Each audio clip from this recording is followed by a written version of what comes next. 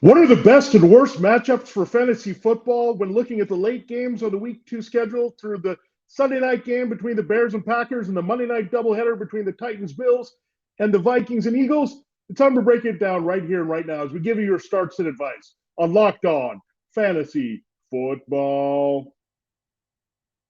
Are Locked On Fantasy, your daily NFL fantasy podcast. Part of the Locked On Podcast Network. Your team every day.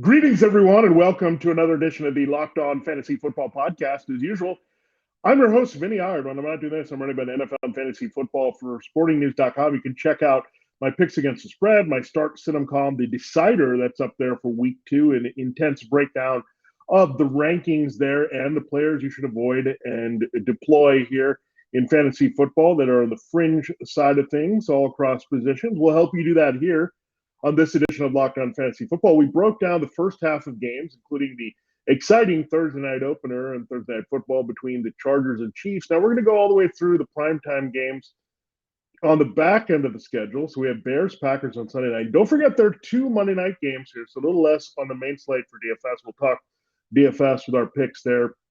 We're looking at in FanDuel and DraftKings and PrizePicks there on the show to close the week on Friday, as well as our injury updates. But we'll break down 8 more games on today's show. It is a matchup Thursday here. Speaking of PrizePicks, this episode of Locked On Fantasy Football is brought to you by PrizePicks. Daily fantasy football made easy. You just pick 2 to 5 players there.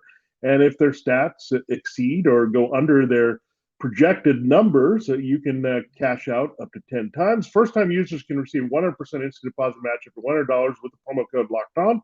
That's prizepicks.com, promo code Locked On.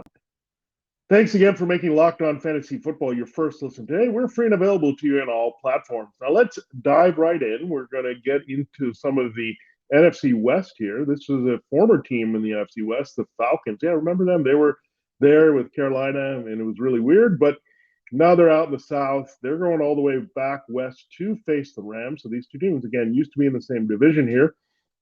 The Rams are 10.5-point favorites at home. The over-under is 47 here, so expecting a Rams domination after their bad loss to the Bills to open the season at home, also in Los Angeles. The Falcons go on the road. Tough loss there as they gave up the big lead to the Saints, and they came back and won in Atlanta. So let's start with the Falcons side of things. This is the easy thing. You're not going to play anyone here except for Cordell Patterson. He's getting the volume, so he's volume-based play here in the backfield. Damian Williams is hurt. They made Tyler Algier inactive, the rookie. So it's really the Cordell Patterson touches show for the Falcons. I'm not going to extend to Drake London here this week. It's Jalen Ramsey. I think he'll have a rebound game. Even if it's Troy Hill, I think it's a tough spot here for Drake London. So not going London. If you need Patterson, go, but he's a low-end flex play to me this week. You look at their tight end situation, it was pretty bad for Kyle Pitts there in week one. The Saints shut him down. They didn't get him involved. We thought Marcus Mariota, he's a tight end thrower, much like we saw David Njoku in the Browns, where not a lot of connection going on there. So hopefully it'll reheat a little bit here. They need it to. The Rams can be vulnerable against a tight end there. That's kind of their weak spot in coverage. So maybe you'll see a little bit of volume from Pitts in a kind of negative game script situation where it's going to help him. So that's Patterson if you need him there as an RB2 or flex, but lower end there. And Pitts there hopefully for better results, but I'm going to keep him as a lower tight end one this week. Let's look on the Rams side of things. You can't play their defense against Marcus Mariota. They can come out smashing a little bit here with their front. They can dominate on that side. Their Rams offensive line did not look very good against the Bills. They have a couple injury issues up there with Joe Noteboom, their left tackle, as well as Brian Allen. So something we're going to watch there with the Rams. But this Falcons front is terrible. They don't have a lot of pressure that they can put on. I don't think the Rams are going to suddenly try to run the ball. Darrell Henderson and so, looking at what we got from Cam Akers wasn't all that great in week one. So we're not looking at Henderson Akers, especially in the split situation that could get worse. They did put Kyron Williams there. They liked him quite a bit.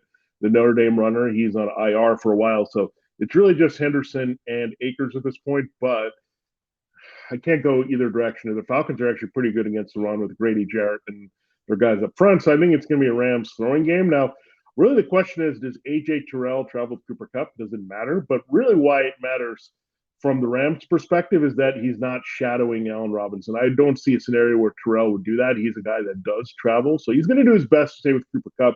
We know what the Rams do with Cooper Kupp. They try to get him on linebackers and safeties and really get a mismatch. And I think you'll see more of that here. So Terrell at least can pull Kupp there in a different direction. Kupp can still have this great game, but this could open things up for Allen Robinson.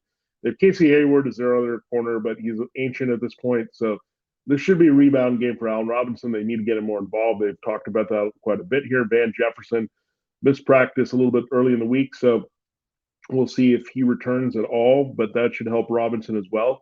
You look at Tyler Higbee. I know Taysom Hill at the beginning against the Falcons, but that was a unique tight end game where he ran it in. So Higbee, I would not go there, but I feel a little bit better about Robinson. You can fire him up as a wide receiver at 3. Kupp, I don't care about the matchup with Terrell. He's still a wide receiver 1. And this is a good week for Matthew Stafford to rebound as well in this one. I think he has a very solid game here at home.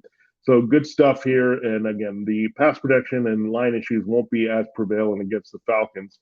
That's going to keep Stafford comfortable in the pocket, being able to throw downfield and score a lot of points here with Kupp and Robinson this week in fantasy football. Rams defense, again, good play as well. So Stafford, Rams defense, and the 2 wide receivers avoid the running backs in this matchup. All right, we'll go to 2 more teams from the NFC West. They're playing each other just up the coast there in San Francisco, really Santa Clara. Yeah, there's more rain in the forecast. What is this, Seattle? What is this, Chicago? The 49ers are playing in more rain, but it's a much better matchup here. It's at home this week. So let's look at the Seahawks. They overachieved a little bit defensively against the Broncos. They got fortunate with those 2 fumbles lost at the goal line. So Seahawks defense plays a lot of zone. They don't have Jamal Adams right now. Condre Diggs is also a little bit banged up here. So the safety's hurting for Seattle, and they're really thin in the secondary. So this should be a good rebound game for all the 49ers involved. That includes Trey Lance. He should run and get some good numbers here that way. And if they open things up in the zone, there's going to be room to take off and run. You should also find some more open room for Deebo Samuel and Brandon Ayuk. So Ayuk I like as a wide receiver 3. Deebo fire up as a wide receiver 1. We'll see if George Kittle can play early in the week. He did not practice with a growing injury, so I wouldn't count on him. But the Seahawks really struggled there against the Broncos tight end committee there. So if Kittle's in there, he's in your lineup as a higher end tight end 1 here. So really like the receivers here, Samuel, Ayuk, and Kittle. If he plays without Elijah Mitchell, it's going to be Jeff Wilson Jr. getting the first crack at the big duties here for Kyle Shanahan, and it should be a positive game script. The 49ers are up as a 10-point favorite here, 42.5. So Jeff Wilson is definitely playable. RB2/flex, depending on the size of your league here this week. I wouldn't look at Tyrion Davis-Price or Jordan Mason yet. They said they're going to compete for the number 2 spot. So we don't even know who the next man up is in San Francisco. We'll find that out here with practice. And Shanahan will find out probably only in the game based on their usage behind Wilson in this one. So start the 49ers principles, including Lance, if you got them in the 49ers defense. So Lance, Samuel, Ayuk, Kittle if he plays, and Wilson are your plays of this week on top of the defense with Nick Bosa and company wreaking havoc on Geno Smith and that front. Now, the Seahawks, again, overachieved offensively a little bit and defensively. So I don't like DK Metcalf in this game. I actually do like Tyler Lockett. The Seahawks need to get Lockett more involved. I think he's a more versatile receiver. They can pull him into the slot. But I do not like Metcalf, the way things are going with Geno Smith. We were worried about this with him as a quarterback. We want Drew Lock kind of in there to help Metcalf, but Geno played well and they won, so we're not going to see that anytime soon. So Metcalf, I'm going to fade here. Lockett at best is a wide receiver 3, not going with any of the tight ends. Noah Fant is getting too much competition from Colby Parkinson and other guys. So, and Will Dissly, don't forget, he hasn't gone anywhere. So really can't go with Noah Fant at all in fantasy the way it's going here. So Tyler Lockett, wide receiver 3, not going to go with Geno, not going to go with Rashad Penny. Ken Walker is supposed to make his NFL debut with the hernia injury. He's practicing in full. So not much there. Lockett is the only player that I have somewhat interest in this week. based on his history of the 49ers and the fact that he can scheme himself open a little bit better than Metcalf on the outside. All right, there you have it. There's a look at the first two games there on the schedule here on Locked On Fantasy Football. This is the second half of the schedule, so getting into late afternoon games on Sunday as well as Sunday Night Football and Monday Night Football, the doubleheader there. If you're looking for a new way to have an exciting drive and to find the ride that you may want to try out, whether it's a hybrid vehicle that you've been hearing about and you want to enjoy that experience and see how it rides, or you want to maybe have a luxury vehicle that you've always wanted to take out for a spin, whether it's a convertible or a specialized vehicle that you've been keeping your eye on, but you want to know how it feels for you and if it's a right fit, or if you just want to go old school and just get the maximum mileage to go on that ultimate road trip, whether it's camping or the great outdoors. Well, you're going to find that car you're looking for from the managers there at Turo.com. It's a great way to check out the cars and rides that you would like to explore life with. So it's a great way to be there involved, and there are all kinds of cars there for you to choose from. So it's a great experience either way. It just elevates your whole driving mission here. And Turo is going to help you do that. So ditch boring rental cars, find your drive at Turo.com. It's a fun thing to do, and really get in on it. It's the easiest thing to do there when you're looking to get your own vehicle and do it a little in a special way here. Turo.com, find your drive there. And ditch those rental cars. No need to do that when Turo.com is going to elevate the whole experience for you. All right. We will continue the show here on Locked On Fantasy Football here and break down the games of week 2, the back end of them. We're still in the late afternoon window, so another team from the NFC West playing a team from the AFC West. The Cardinals are at the Raiders, 5.5-point favorites in Las Vegas. The Raiders are. 51.5 is that over-under. So high point total. It's the second highest after that Chargers-Chiefs game that kicks off the week here. So let's look at the Cardinals. Really, their defense stinks. So we'll look at their offense, however, lighting things up. The Raiders' defense didn't look all that great against the Chargers. So Kyler Murray should be in a great spot here to produce as a QB1. Better numbers than he had last week. He didn't quite get to the 200 yards passing. He had a couple scores, saved his day, but not enough running. I think you'll see a little bit more intense Kyler Murray play as they get into desperation mode. I don't think the Cardinals are going to win this game, but you'll see them play a little bit better offensively. It looks like Rondale Moore could miss the game, so a lot more of Marquise Brown. This Raiders secondary has one good corner there, Nate Hobbs, but I think you still have to look at Marquise Brown in a high-scoring affair here. Zach Ertz is definitely playable here, but you really can't go anywhere else. I know you saw a lot of Greg Dortch in the game, but A.J. Green, not much of action there. So in this receiving core, I think you just go with Brown and Ertz playing off Murray while DeAndre Hopkins is still suspended. James Conner, great play this week. The Raiders did contain Austin Eckler last week, but Conner's in there every week because he has a good chance to score a touchdown. We know he's a big-time scorer and red zone usage guy there for the Cardinals. So I think he'll have a better all-around game from scrimmage and find the end zone once again in this high-scoring affair. So Murray, Brown, Ertz, and Conner, your principles for the Cardinals this week, don't extend beyond that. For the Raiders, again, play your principles as well.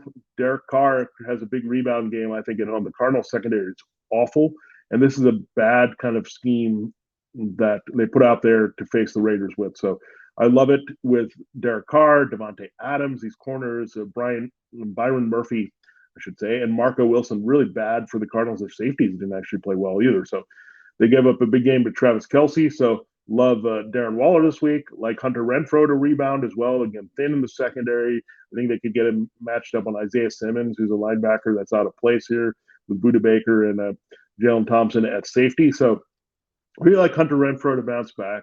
Raiders offense, again, Carr is going to be better. That's going to help Renfrow, and then raise Adams, who had a nice big game against the Chargers. I think he'll keep it up here, there. And Waller, as usual, being involved. It was good to see Waller healthy and very productive in that opener against the Chargers. Josh Jacobs, he's the guy for now. What's going to help here is that Brandon Bolden is a hamstring injury. I know they have Amir Abdullah as kind of their receiving back. If that's the case, Bolden, we know, is the Patriots' favorite of Josh McDaniels. So if he's not in there, that's going to help Jacobs in his value. I think Jacobs has a very good chance of scoring. So really start him if you've got him there all around here for the principals for the Cardinals and Raiders. It'll be a high-scoring affair. That's why we have the high total, and we know we're in a contained environment, so no weather issues or anything like that for these teams to go back and forth against two pretty weak defenses. But I do like the Raiders to win this game, cover that number, and live up to the expectations of scoring this week. All right, let's go to our next game. It's the Bengals and Cowboys. The Bengals are 7.5-point road favorites with a 43 over-under, so not expecting much from the Cowboys side of things. Let's start with the Bengals. Joe Burrow, he's going to rebound. He still had some big numbers, even with all the turnovers, 5 turnovers last week, but he rebounded big time with the volume and the touchdowns to really produce. So he's going to do without the turnovers this week. I know, Micah Parsons and Trayvon Diggs, but could be one interception there maybe for Burrow, but it's not going to be nearly as messy. So love Joe Burrow as a QB1, the middle QB1 that he is all season long. Jamar Chase, smash it as a wide receiver one. The Cowboys cannot cover him with Diggs or anyone else. We'll watch about the T. Higgins concussion here. He was limited in practice early, so there's a chance he could be cleared. But if he is, then he's in there as a wide receiver 2 for you. I think regardless of his clearance, I think I like Tyler Boyd this week as a wide receiver 3. Hayden Hurst, we'll watch his injury as well, so a little bit banged up. But I do really like Boyd this week a little bit more than Hurst. And we saw the Cowboys are better than we expect against the tight end. They do have Jaron Curse a little bit hurting at safety here, but I'm going to hit the pause button on Hurst and go down the line with Chase wide receiver 1, Higgins wide receiver 2 if he plays, Boyd wide receiver 3, maybe with some wide receiver 2 upside should Higgins not play this week. Joe Mixon locked into your lineup. He's fantastic. The Cowboys just got gashed here by Leonard Fournette at home. And the game script should be very positive as well. So a lot of things line up for the Bengals principals in this one. And you can also stream their defense because on the other side of things, you have Cooper Rush, but he has no Tyron Smith on the left side. He has no Connor McGovern. Remember, Connor Williams moved on. So did La'el Collins. And Collins is actually playing for the Bengals in this one. So, again, the Cowboys are in a really bad spot here in front of Cooper Rush. The Bengals played the run very well last week. Trey Hendrickson can disrupt a lot of things in the game plan for the Cowboys. So not feeling Ezekiel Elliott. I think Tony Pollard, maybe some checkdowns late in the game on the outside if you're looking for a flex play, but fading Elliott really hard as an RB2 this week. I do, however, like CeeDee Lamb. He's a volume-based play. They're going to be behind. Cooper Rush started a game last year in Minnesota. They actually won the game. They had a much better offensive line. But Lamb is going to be the target guy. So is Dalton Schultz here. Michael Gallup may not quite return. They don't really have much else there at their receivers. I mean, a kid named Houston ahead of Jalen Tolbert. We don't like that at all. But when you look at it, I think it's going to be a lot of shorter passes. So look at the checkdowns, Pollard and Schultz. And, of course, the Lamb, 2 for 11. If he gets 11 targets every week, he's going to be productive, and he actually had a very nice game with Rush starting last year. So you can't totally destroy these guys. I think you downgrade them without Dak Prescott for sure. I mean, Schultz and Pollard, however, may have a little bit more value because you get into a lesser quarterback who's going to rely on the shorter to intermediate options. And then Lamb, we know, can be that kind of route runner in the middle field. It's not like the Bengals defense is a shutdown system. I get it with Deontay Johnson to slow down a little bit for the Steelers with Mitchell Trubisky last week, but Lamb is Lamb. I mean, he's too talented not to be at least productive in your lineup. If you're starting 3 wide receivers, he has to be in there because who else are going to go? I mean, you could go pretty deep. Are you going to play Amari Cooper in a similar situation? No. Are you going to reach for one of the Titans? No. So I think you see Lamb, a little bit of exaggeration on his demise. He's still going to be viable and valuable in fantasy football, just not going to have that ceiling that we had with Dak Prescott there at quarterback for a while. All right, the last game I'll talk about in this segment is the Texans at the Bengals. Broncos. We just talked about the Bengals. The Broncos are a home team here at 10-point favorite spread, 45.5, coming off that brutal Monday night shaker of a loss there against the Seahawks in Seattle. So they come back for some home cooking here. Let Russ cook. I think you'll see that in this game. Now let's start with the Texans here.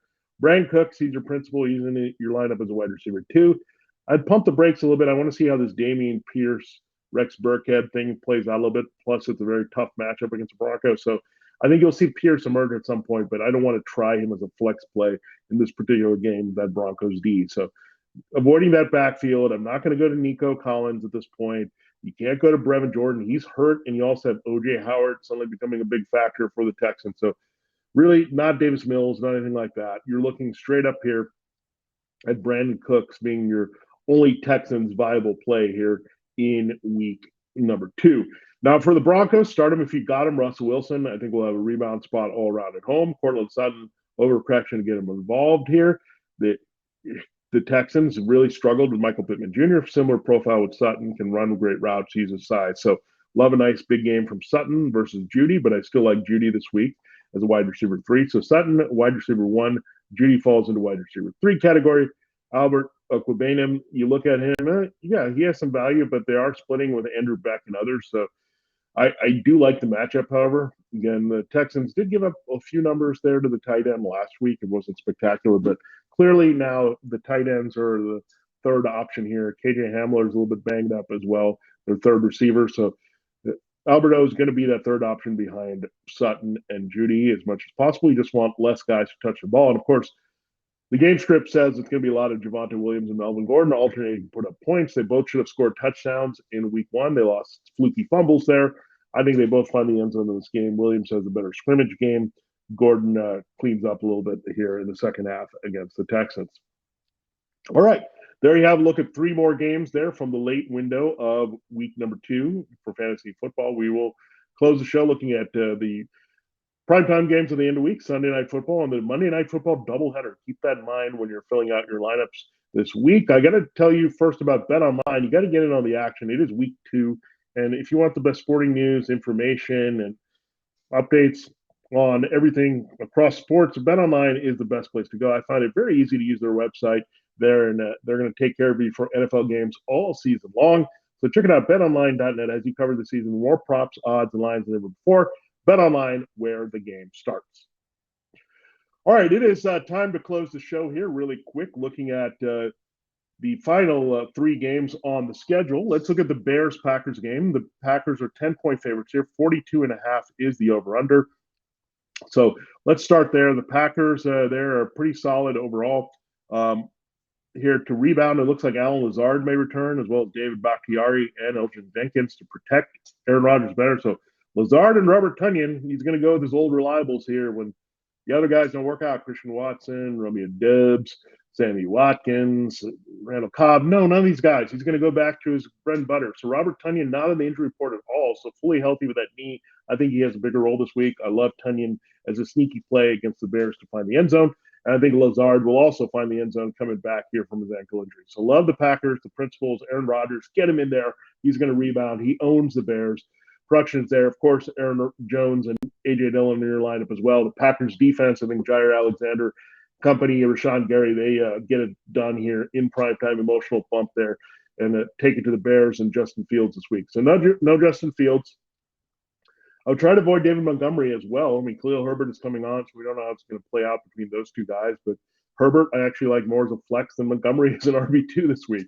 That's how I kind of look at it. I mean, Herbert is getting more runs, so you got to pay attention to that. Darnell Mooney, I think, will rebound. There's going to be some garbage time there for him as the Packers are 10-point favorites here. So they'll get Mooney more involved. They get Cole Kmet more involved. I don't want to play Kmet just yet, because I want to see something more out of him, and we didn't see anything out of him in week 1. Again, you'll see some correction with Mooney here. I think they'll try to resell their offense with Byron Pringle and the other guys and not throw to Dante Pettis and Equinemius St. Brown. So don't like Darnell Mooney, but I'm going to keep him as wide receiver 3. Avoid Kmet if you got him, and an alternative 4 you could be Tonyan on the other side here for the Packers. But Aaron Rodgers, if you're worried about him in week 1, he will come through for you in week 2 for sure. And he's going to go with the old reliables. Again, I mentioned Lazard and Tonyan, but don't forget about Dillon and Jones helping them put up the numbers here in week number 2. All right, we're going to flip from Sunday Night Football to our first Monday night game, so the day part of the doubleheader. It's really a night game at 7:15, but it's daylight in some places there. Titans and Bills. The Bills are 10-point favorites. 10-point favorites, right. The Titans fell to the Giants at home last week. 49.5 is the over-under, so the Bills are looking like the juggernaut of the season here. So let's look at this matchup. Derrick Henry usually burns the Bills, but I could see him being a little bit contained this week by the Titans. Really, their offensive line struggle a little bit. So you look at the Bills in their front. They're very loaded here with Von Miller and company. I think Derrick Henry has a decent game. He's certainly going to be more productive than he was against the Giants, which was non-existent. But I don't think he'll have that big game we're used to against the Bills defense. They just don't have a lot there in the passing game to draw attention. They're minus A.J. Brown. Traylon Burks is not there yet. This Bills pass defense is tough. So really, Derrick Henry, you play temper expectations. I think he falls into the more RB2 category than just expecting he's going to smash it against the Bills. But can't play Ryan Tannehill. I don't like the way this receiving core is built with Burks and Robert Woods and Kyle Phillips, the rookie slot kid, and you got Austin Hooper. Just piecemeal by committee trying to replace A.J. Brown. Just don't like it. I don't like Dontrell Hilliard being a factor as well. So it's all over the board with this Titans offense. It's kind of random. I want to avoid that randomness, except for the bread and butter of what they're trying to do.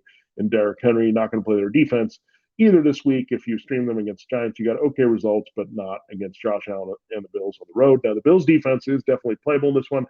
Josh Allen, roll him out. He's a QB1 right on the board. We said top three, Patrick Mahomes, Justin Herbert, Josh Allen, every week are going to be in that top three. You look at the receivers, Stephon Diggs, wide receiver 1. Gabriel Davis elevates to wide receiver 2 to me. I would avoid the Isaiah McKenzie, Jamison Crowder situation here in the slot. Just don't need it. They're splitting it. It's clear. It's committee there. So go there. Devin Singletary, the game script is going to be positive, but you can't extend to Zach Moss or James Cook. And this one, Dawson Knox, they just don't need him. When Davis is coming on strong and they're spreading the ball around, getting it downfield or running it, Dawson Knox is a very talented receiver, but in these type of games where there's little resistance, they don't need him as much. So do like here this situation with the Bills running game and playing off the passing game here in week number 2. Finally, the last game we'll break down for you on the schedule. It is the Vikings at the Eagles. This should be a nice high-scoring game to end the week. 50.5 is the over-under, so the third highest total behind Chargers-Chiefs and Cardinals-Raiders here. So the Vikings, again, I do like the Vikings to go in there and win. The Eagles are mild favorites at home, but the Vikings look so good with Justin Jefferson. It's a Justin Jefferson revenge game because the Eagles did draft him. They took Jalen Reagor, who's now a teammate of Justin Jefferson on the Vikings on deep on the depth chart here. So really like what you're going to get here from one offense with Justin Jefferson. They got him matched up with linebackers and safeties. He's going to go off. The Eagles secondary looked pretty bad there. Lions could do whatever they wanted. The Lions could also use a lot with the running backs. I love Dalvin Cook, Justin Jefferson's principles. I think it trickles down to Adam Thielen. I think he finds the end zone here, playing off Jefferson for Kirk Cousins. So not going to go with KJ Osborne. They made Irv Smith disappear from the game plan totally, so you can't go there at all. I think he's droppable at this point when you look at Johnny Munt being involved at tight end, the former Ram. So Kevin O'Connell definitely putting some Rams concepts and personnel there. So when I look at it here, Jefferson and Cook and Kirk Cousins with a little bit of Adam Thielen this week as a wide receiver 3. But Kirk, man, as long as he's tied to Jefferson, much like Stafford with the Cup last year, he's going to be in that back-end QB1 conversation. I may not put up all the big numbers, but Cook and Jefferson, this O'Connell offense, really love what I've seen so far. And I do like the Vikings to win this game.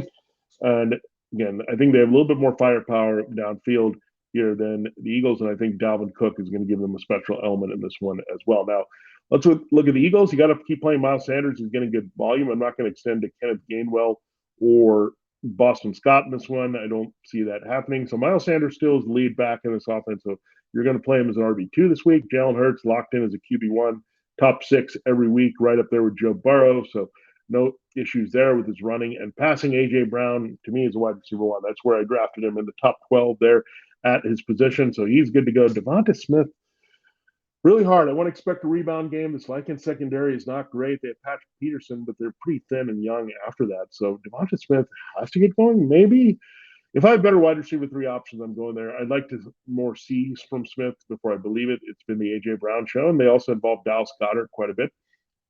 Tunyon didn't have a terrible game against the Vikings, so Dallas Goedert got a modest performance there against the Lions, but A.J. Brown was eating up things a lot. So you like a little bit more diversification. If you're A.J. Brown manager, you're thrilled about that. But if you're into Goddard or Smith and you want some production there, I think you'll see it a little bit spread around more this week and a little higher scoring affair back and forth. I know last week was pretty high scoring at the end, but the Eagles had a big lead here. So you want a little bit back and forth, and maybe the Eagles trailing a little bit to involve Smith and Goddard a little bit more there in this offense. But yeah, definitely benching the defenses. Expect a lot of points. Get the principal, start him if you've got him with him reason here in this game between the Vikings and Eagles. All right, there you have it. There's a breakdown of all the games on the back half of the schedule here for fantasy football in week 2. Tomorrow, again, we'll focus on DFS and injury report as well. So we'll give you all the latest injury updates you need to know going into Sunday and Monday games there, including DeAndre Swift, who popped up with an ankle injury, and then look at FanDuel and DraftKings and PrizePicks there for targets that you can look at in different games. So we're excited to do that for you on Locked On Fantasy Football to close the week. Thanks for making Locked On Fantasy Football your first listen. Now make your second listen to Peacock and Williamson NFL Show. You get great insight from Matt Williamson, former NFL scout, plus Brian Peacock, looking all around the league with the biggest stories there. So great show, Peacock and Williamson here on the network, one of our favorite brother shows on the network. For Locked On Fantasy Football, this has been Vinnie Iyer. Have a great rest of your Thursday. Enjoy the Thursday night game between the Chargers and Chiefs. We'll check you out tomorrow looking at some DFS and injuries here on the show.